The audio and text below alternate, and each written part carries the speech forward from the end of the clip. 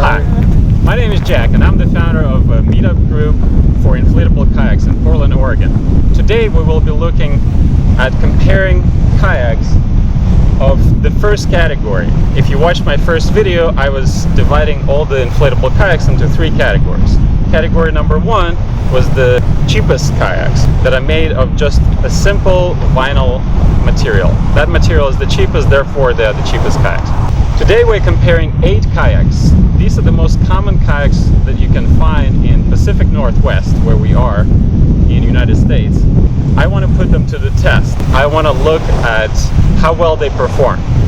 And I have a vested interest in finding out which one of these kayaks is the best, in my opinion, because I want to build up a fleet for my group of the same exact kayak, so that when we're setting them up, people just learn how to set that one kayak up and have no problem. Out of the 8 kayaks today, 3 are in the price category of probably above $200, while the rest of them costs right about $100 or even less. I'm unaffiliated with any manufacturers, so all the opinions expressed here are completely that of my own. Don't take them as science. I was really flattered by the interest of the last video I made. I made it pretty much for the members of my group. However, when I saw that over 30,000 people watched that video, I was pleasantly surprised. So thank you. Due to that interest, I'm creating this video as a continuation, because clearly a lot of people are interested in lower end kayaks. All of these kayaks are good for, I would say, only light recreational use. I would not take probably any of these kayaks on extended trips. If you want to play around near the shore in the summer, these kayaks are pretty good. These are probably the kayaks that people will get to see whether you're interested in kayaking at all. From these, you might probably want to upgrade to category 3 of kayaks, I'd say. This is a great first step kayaks. A lot of these cost less than $100, and I think that kayaking snobs can go far, while you should go get yourself a cheap kayak and just get on the water. The way I will be testing them today is I will get my evaluation of how well they're built, and then each one of them I will take on the water, we'll paddle around, and we'll see how fast it goes and how well it performs. And based on those two things, I will pretty much score it, and hopefully we'll have a clear winner. I don't know which one it will be.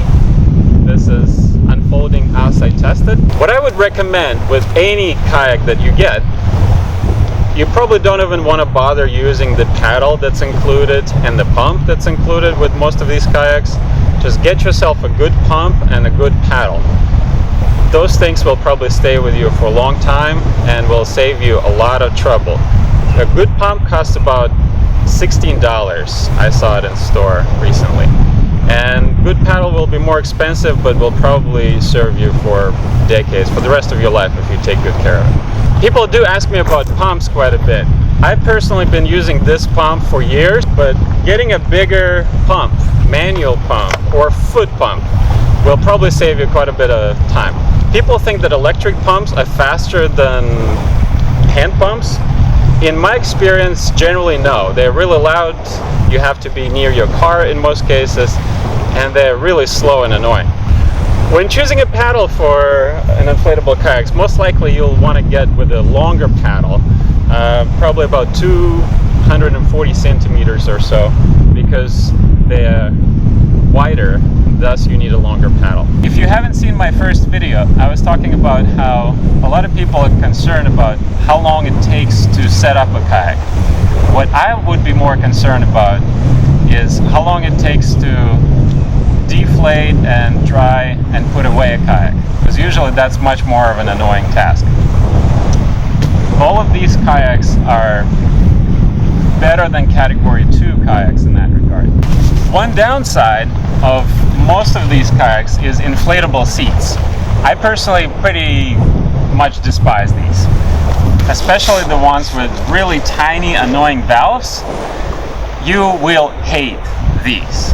These are impossible to inflate properly. They're such a pain to deflate. They're sold as luxury and comfortable. In reality, they're not comfortable. The only reason why they make these is because they're cheap to manufacture. One sort of exception from this rule is the inflatable seat from Sea Eagle. This is an upgraded option, and they have big valves, which makes them much more enjoyable to be used. However, still, they're not necessarily comfortable. They put you a little bit too high up, in my opinion, which novice paddlers like, but really it's not the most comfortable position to be paddling from. What I will do in the water today is to test how the kayak is performing. Just, does it go straight? Does it feel okay? And I will use a GPS speedometer to see what's the maximum speed I'm able to go at and what's the normal cruising speed. I will try to paddle about the same, just as hard for all of them.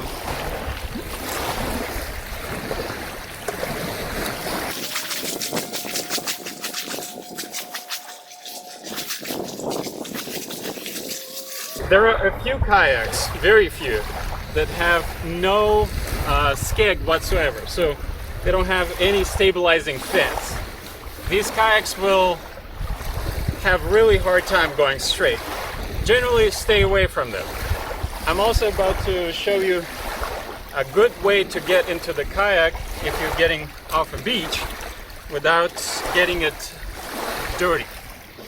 So if your feet are muddy, a good thing to do is to put your butt in a kayak first. And also, this is the part where capsizing is the most likely, when you're getting in and out of the kayak. And then you wash off your feet, and then you put them in.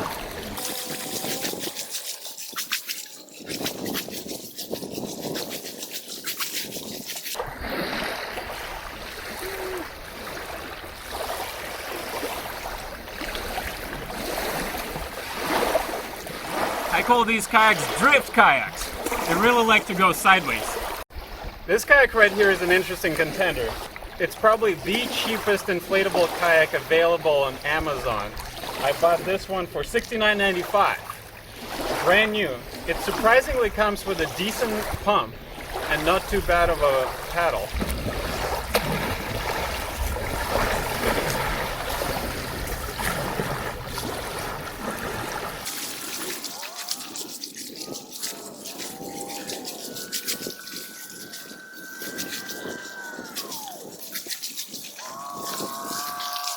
I was hoping for a miracle, but I wouldn't call this a miracle. Perhaps it's another one of the drift kayaks. Here's a kayak that so many people have been waiting for, Intex Challenger. This is probably one of the most popular kayaks in this category. You see them all over the place. They are they're like synonymous with cheap kayaks.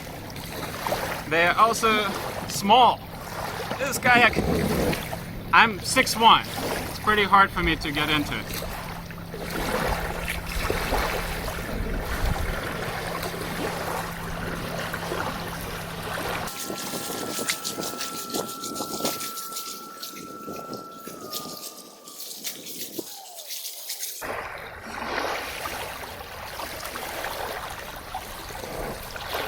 Wow. I'm actually thoroughly surprised. This kayak performed way better than I remembered it doing, and it was actually faster than all of the kayaks that I've tested so far. This is definitely a big surprise, even to me, and I've been in this kayak before. Here's another one of the popular Intex kayaks. And Intex has been the brand that's been producing really cheap and surprisingly well-designed boats, well-performing boats.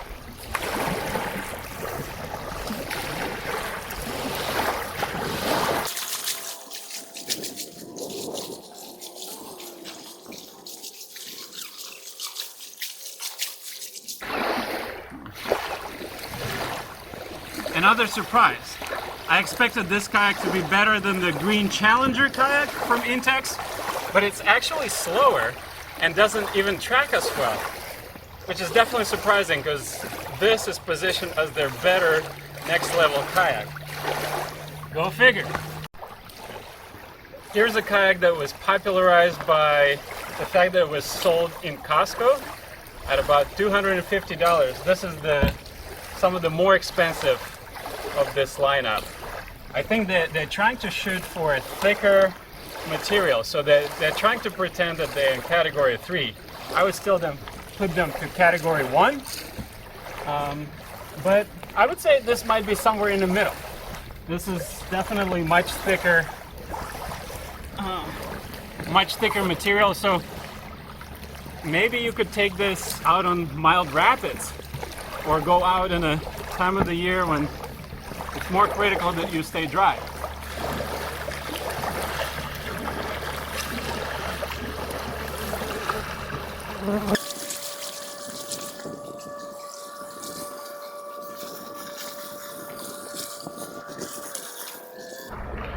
This kayak tracks quite well, but at the same time it really doesn't want to go fast. It's one of the slower ones of the kayaks that I've tested today, and when I try to increase the speed to the top speed, it pretty much does nothing. Sea Eagle, one of the most popular kayaks around. They have 330 and 370. 370 is just a little bit longer. So here it is, 370 with the upgraded seats. As I mentioned before, these seats are more of a sales gimmick. People like them who haven't paddled much, but in reality, you're probably better off with different design seats. They're nice for the first hour or so.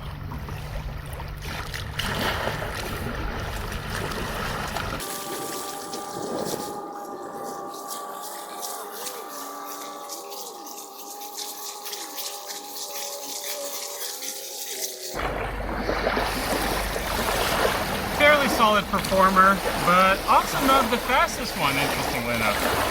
So far, I'm the most impressed with the green Intex. Here's a boat that I really wanted to test for a long time. This is an Intex Excursion Pro.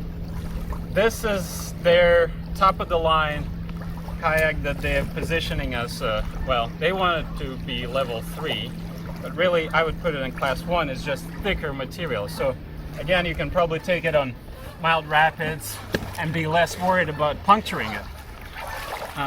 Although Amazon reviews said a lot about it getting punctured or have holes ripped in it.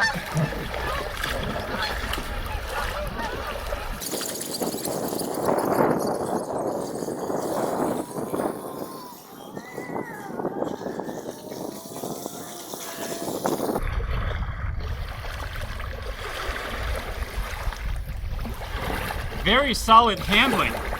I really appreciated how it tracks really well. It goes fairly fast. It doesn't like to go really fast.